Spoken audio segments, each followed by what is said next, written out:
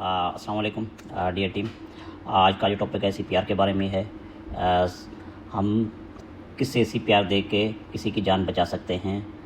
एक चीज़ मैं आपको बता दूं, सीपीआर की आपको अहमियत तब होगी जब आप सीपीआर करके अपने प्यारे की जान बचा सकते हैं। जब आप घर में जॉब या पावर प्लांट साइड पे आप सीपीआर करके किसी जान को बचा सकते हैं।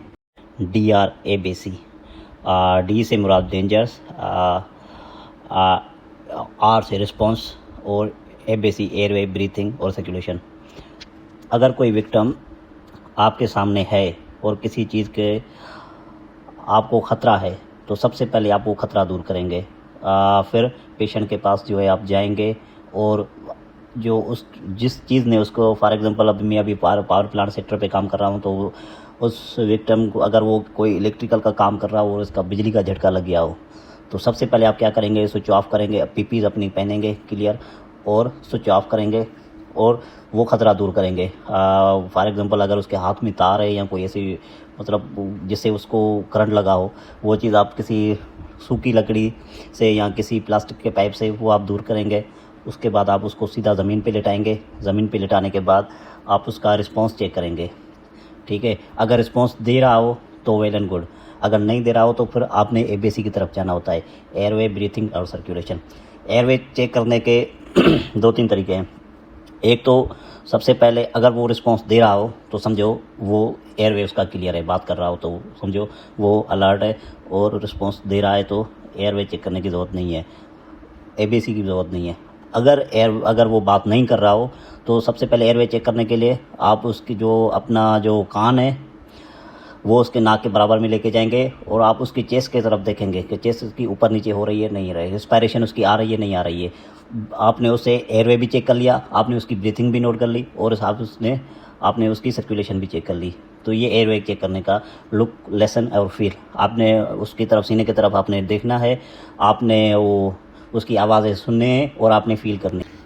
दूसरा तरीका ये है कि आपने वो पेशेंट का जो ना विक्टिम का माउथ ओपन करना है, ठीक है, और उसको माउथ ओपन करके देखना है कि जो कार्डियक अरेस्ट में पेशेंट होते हैं वो बाज़ औक़ात क्या होता है कि अचानक गिरने की वजह से उनके मुंह में या तो कोई छाली होती है या कोई छाली खा रहा होता है या कोई गुटखा खा रहा होता है या मुंह में कोई ऐसी चीज़ हो, तो उस वजह से भी एयरवे ब्लॉक होता है। तो हम माउथ चेक करेंगे कि उसमें कोई चीज़ ऐसी है तो नहीं।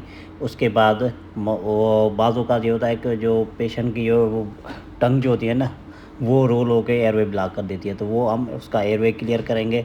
उसके बाद हम इसकी ब्रीथिंग चेक करेंगे। ब्रीथिंग चेक करने के बाद फिर हम आएंगे इसको सर्कुलेशन की तरफ से, जो कि हम कैरोटिड आर्टरी से चेक करेंगे।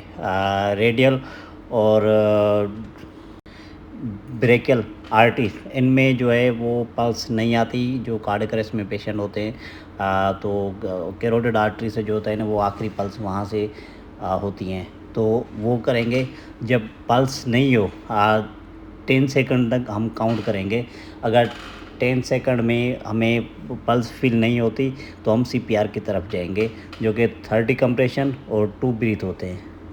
जो कंप्रेशन की जो डीप्थ होगी वो 5 सेंटीमीटर यानी कि 2 इंच होगी, और जो इसकी सर्किल होगा वो 30 कंप्रेशन 2 ब्रीथ होंगे, और जो इसका रेशो होगा वो 1 मिनट में 100 से 110 या 120 होने चाहिए।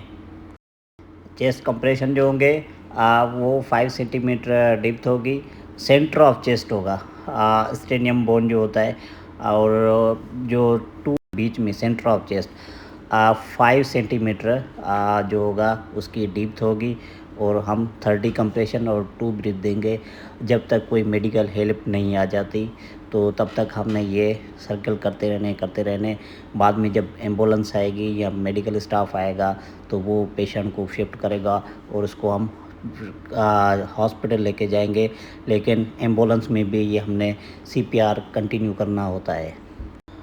अगर 2 रेस्क्यूअर हैं तो एक जो है ब्रीथ देगा 30 कंप्रेशन एक देगा और दूसरा 2 ब्रीथ देगा।